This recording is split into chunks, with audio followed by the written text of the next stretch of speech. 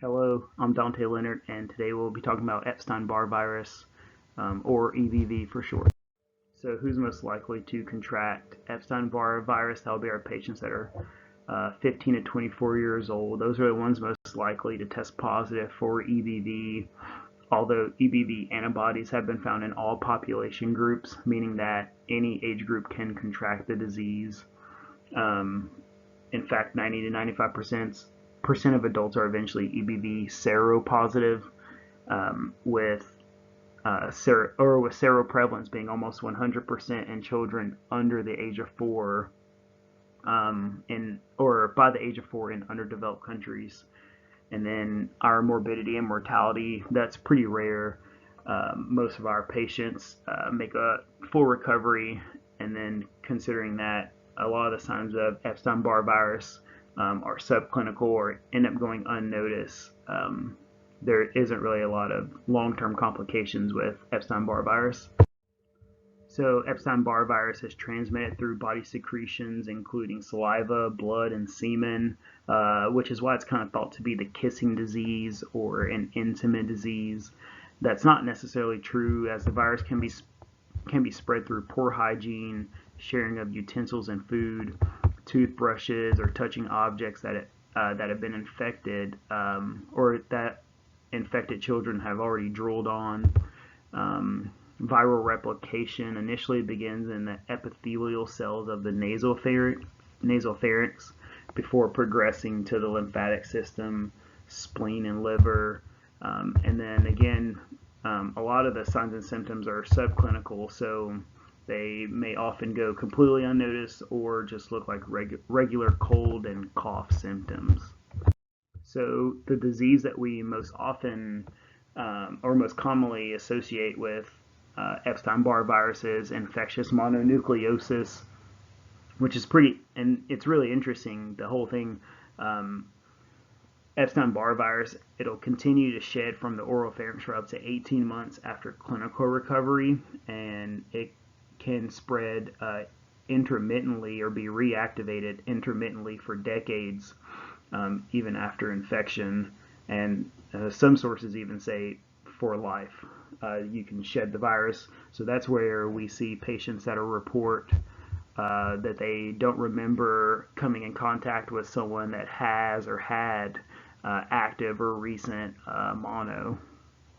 And then regarding incubation, that's pretty much up for debate. I read several articles, and I got 10 to 14 days, 30 to 60 days, and 4 to 8 weeks. So I really just included that just to kind of show how much isn't known about the virus and kind of how unpredictable it truly is. So signs and symptoms include fatigue, and that'll be oftentimes extreme fatigue, headache, low-grade fever, and those three symptoms are some of our early symptoms before progressing over to sore throat, cervical lymph node enlargement, and tenderness. And oftentimes, those will be posterior cervical nodes that we notice or palpate, and then lymphocytosis on our CBCs or blood smears, and then splenomegaly in about 50% of our patients. So those are the ones that we really have to make sure we're protecting and like taking out of contact sports so that they aren't at risk for splenic rupture.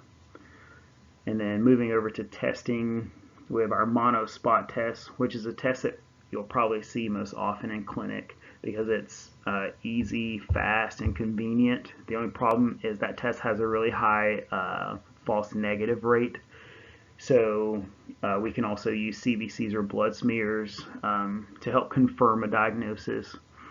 On our CBCs and blood smears, we'll see greater than 10% of atypical lymphocytes, and that's what you see in the bottom right corner on that blood smear.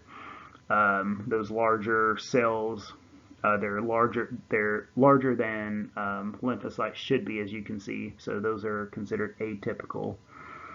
And then, according to the CDC, more thorough testing would be antibody testing, so we can look at viral capsid antigen or VCA, early antigen or EA, and then EBV nuclear antigen, so EBNA.